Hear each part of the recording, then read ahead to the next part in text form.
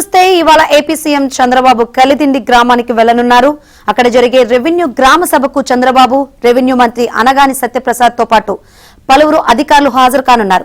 నిషేధ విముక్తి పొందిన అసైన్, మాజీ సైనికుల భూములపై పూర్తి హక్కులు కల్పిస్తున్నట్లుగా చంద్రబాబు ప్రకటించనున్నారు. తొలుత తహసీల్దార్ కార్యాలయంలో రైతులతో ముఖాముఖి కార్యక్రమంలో పాల్గొంటారు. అనంతరం పాత పోస్టాఫీస్ వద్ద ప్రజావేదిక సభలో మాట్లాడతారు. భూ హక్కు పత్రాలు పంపిణీ చేయనున్నారు. అనంతరం స్థానిక ఏఎంసీ ఆవరణలో పార్టీ క్యాడర్ తో సమావేశమవుతారు.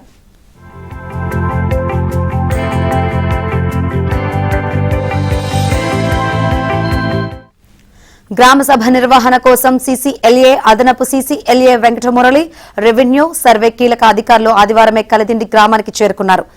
అక్కడి రెవెన్యూ రికార్డులను పరిశీలించారు. 22A నిషేధిత జాబితాలో ఉన్న భూములకు మోక్షం కలిగించిన సీఎం చంద్రబాబు, మంత్రి అనగాని సత్యప్రసాద్, రెవెన్యూ సెక్రటరీ సాయి ప్రసాద్ చిత్రపటాలకు ఎమ్మెల్యే కామినేని శ్రీనివాస్, రైతులు, కూటమి నాయకులు కలిదిండి సెంటర్లో నిన్న క్షీరాభిషేకం చేశారు.